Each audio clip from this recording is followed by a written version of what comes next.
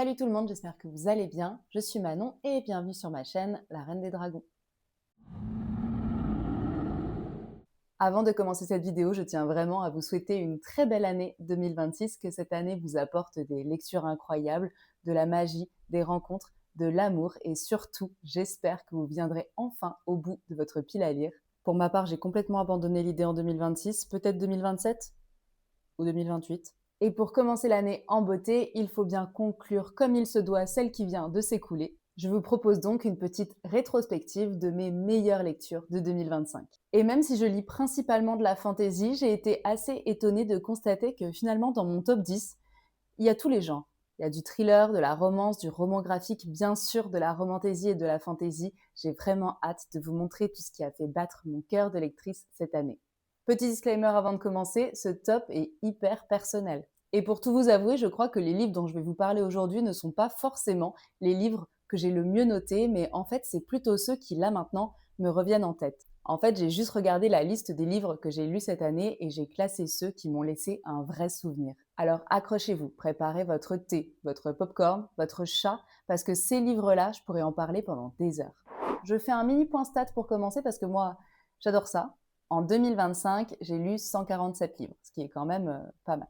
Dedans, il y a 45 graphiques, 33 fantasy, 20 romances, 19 contemporains, 15 thrillers, 5 romans historiques et 6 romans de science-fiction. Je vous avoue qu'en ce qui concerne les dystopies, j'ai quand même plus tendance à les mettre dans la science-fiction que dans la fantasy. On voit clairement mes genres préférés, mais en même temps, je suis assez fière d'avoir réussi à lire un peu de tout cette année. Ok, je vous avoue, m'arrêter à 10 avec autant de livres lus, c'était vraiment compliqué, donc j'avais quand même envie, avant de rentrer dans le vif du sujet, de vous parler de quelques livres qui m'ont vraiment marqué, même s'ils n'ont pas réussi à se hisser dans le classement final. Ils méritaient quand même une petite mention, donc pas d'inquiétude, je vais aller très vite. Tout d'abord, j'ai vraiment envie de vous parler de Toute blesse, la dernière tue de Karen Gebel aux éditions Pocket. C'était un roman très intense, centré sur la violence, la survie, l'esclavage, les rapports de pouvoir. C'était une lecture assez dure émotionnellement, mais hyper marquante par ce qu'elle raconte et par l'ambiance. Alors clairement pas une lecture facile, mais elle m'est restée vraiment longtemps en tête. J'ai aussi lu et adoré cette année The Wind Weaver de Julie Johnson aux éditions Hugo Roman. On est sur de la fantasy avec un univers que j'ai trouvé très bien travaillé et une héroïne que j'ai adoré suivre. J'ai beaucoup aimé l'ambiance et la manière dont la magie est intégrée au récit. Alors oui, pas dans le top 10, mais une lecture que j'ai quand même vraiment beaucoup appréciée et dont je garde un super souvenir. J'ai vraiment hâte de voir le tome 2. Ensuite, forcément, je ne pouvais pas ne pas vous parler de Assistant to the Villain de Anna Nicole Mehrer aux éditions Calix. C'est une cosy fantasy assez fun qui joue pas mal avec les codes du méchant et de l'anti-héros. J'ai adoré le ton, l'humour et la dynamique entre les personnages. C'était une lecture vraiment agréable, parfaite quand on cherche quelque chose d'assez léger finalement. J'ai trouvé ça super efficace. Forcément, partout où il y a des dragons, je suis là, donc je ne pouvais pas passer à côté de la sortie de Marie Réplin, Affronter la nuit, édité chez PKJ. Un roman de fantaisie avec quand même pas mal d'enjeux, de tensions et une atmosphère assez sombre finalement. J'ai beaucoup aimé le rythme et le côté très immersif de ce roman, j'y étais clairement. Alors pas un coup de cœur total, peut-être un peu trop young adulte pour moi, il n'empêche que c'est une lecture que j'ai beaucoup appréciée et qui méritait de se retrouver ici.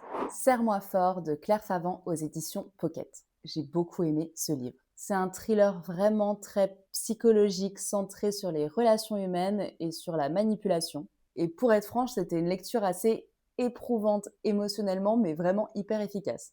Clairement, le genre de livre qui te met mal à l'aise pendant toute ta lecture et qui te reste longtemps dans la tête après, j'ai adoré.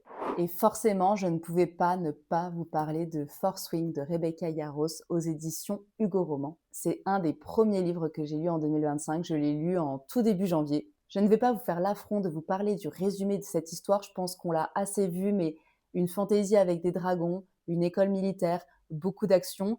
J'étais hyper concernée par ce type de roman. Et forcément, ça a trop bien fonctionné avec moi. Une lecture ultra addictive, impossible à lâcher.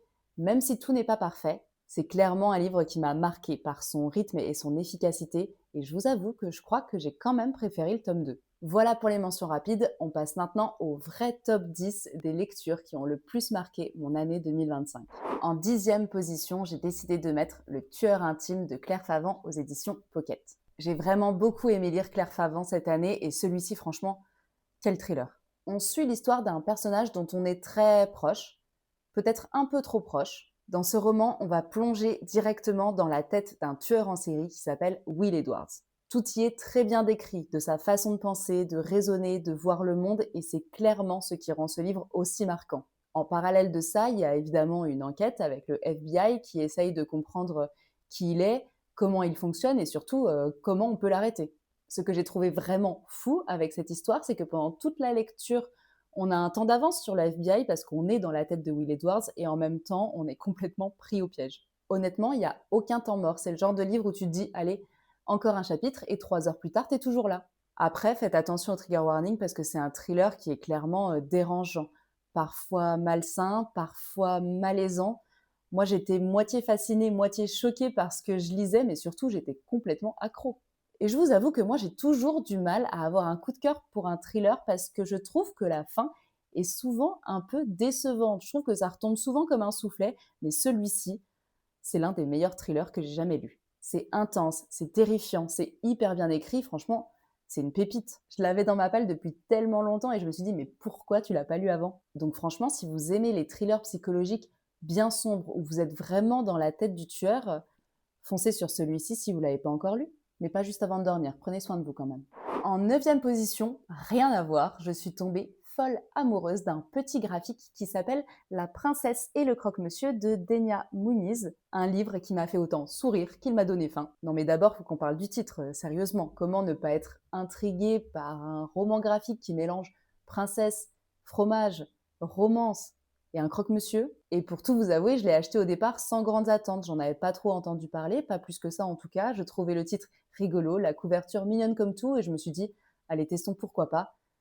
Quelle belle surprise. Alors l'histoire se déroule dans un royaume très fromager. On va suivre Lady Camembert qui refuse de suivre le plan déjà vu du mariage. Sauf que dans ce royaume, si tu es une femme, tu n'as pas le droit d'hériter de la fortune familiale, il faut forcément te marier. Du coup, elle décide de se déguiser en homme pour devenir le comte Camembert, quitter la ville, partir sur la capitale et tout recommencer. Ou du moins, c'est le plan de départ de notre héroïne, Cam. Mais évidemment, la vie est faite de surprises et notre héroïne Cam va rencontrer la princesse Brie, une princesse pleine d'énergie, de style et de conviction qui ne va pas du tout la laisser indifférente. Et j'ai adoré ce roman graphique, c'est léger, il y a de l'humour, il y a beaucoup de tendresse. On a une histoire d'amour douce et drôle avec des personnages super attachants qui nous rappellent que casser les codes, c'est bien aussi des fois. Et tout ça dans un royaume où tout porte un nom de fromage, j'ai adoré.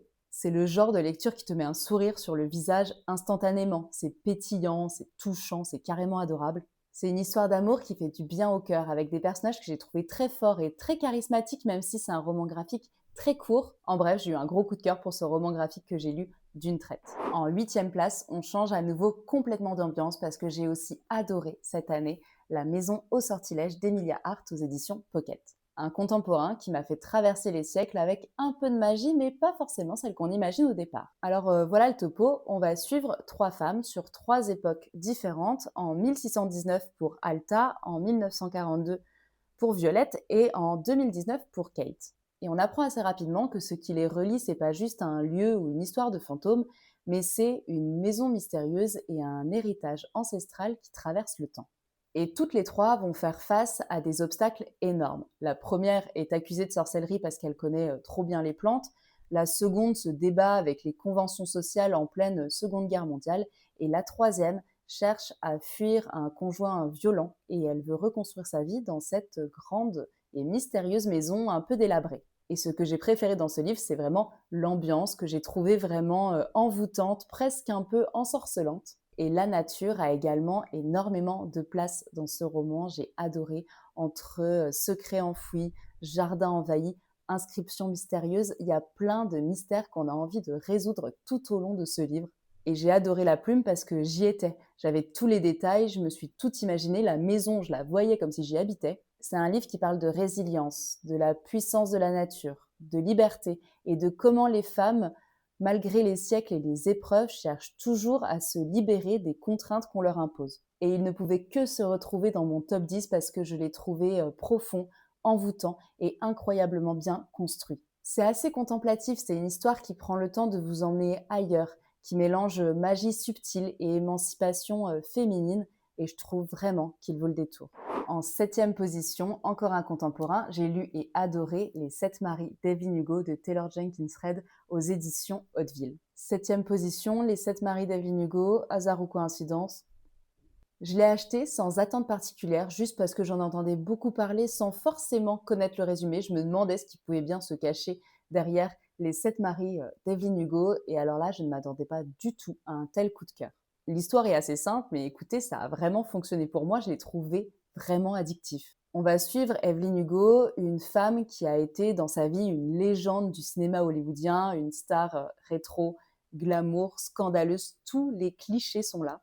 Et à présent, âgée de 80 ans, elle va décider de livrer toutes ses vérités dans une interview exclusive, une genre de biographie confession. Le twist, c'est qu'elle ne veut parler qu'à une seule personne, on ignore pourquoi, elle choisit une journaliste complètement inconnue, Monique Grant. Et Monique, forcément, va accepter parce qu'elle va avoir là une énorme opportunité pour sa carrière, et c'est là que ça devient intéressant.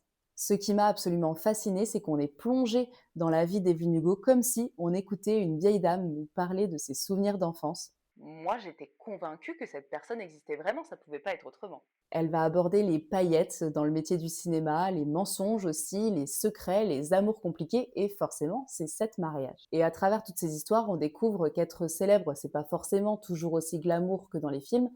Ça, on s'y attendait un petit peu. Mais au-delà de ça, ce roman ne se contente pas de raconter la vie d'une star de cinéma superficielle.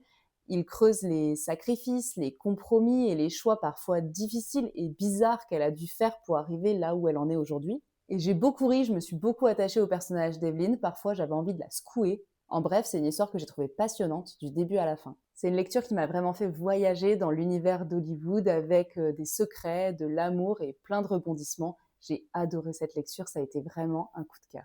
En 6e place, on retourne dans un univers complètement différent, mais tellement prenant. On est dans une dystopie un peu à la Hunger Games ou Labyrinthe, mais avec ses propres règles et une ambiance bien à elle. Je parle évidemment de Absolu de Margot Dessen aux éditions Big Bang.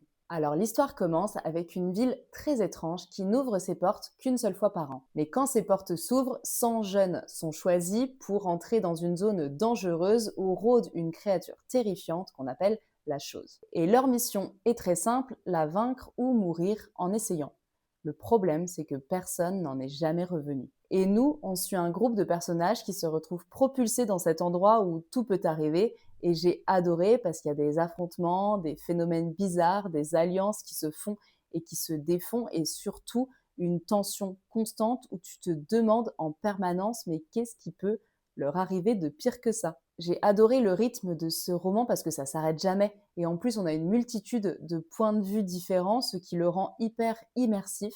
On est projeté avec eux dans cet univers un peu post-apocalyptique et on a vraiment envie de comprendre comment les personnages vont s'en sortir, comment ils vont survivre et surtout comment l'auteur a imaginé ce monde. Et personnellement, je me suis beaucoup attachée à chacun des personnages de cette histoire, ce qui a rendu la lecture un peu douloureuse par moments. En bref, ça bouge, ça surprend. L'univers m'a tenu en haleine de la première à la dernière page. Coup de cœur absolu pour Absolu.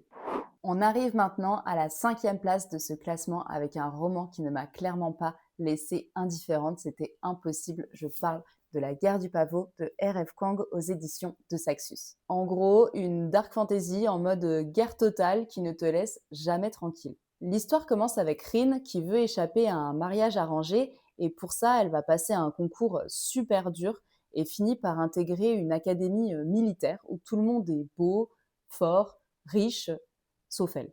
Bref, en gros, elle est le protagoniste outsider qui se bat pour exister. Très vite, elle va découvrir qu'elle a un pouvoir magique, chamanique, une espèce de don en lien avec les dieux anciens et les éléments. Et là, une guerre explose vraiment entre l'Empire de Nicara et l'île voisine de Mugen.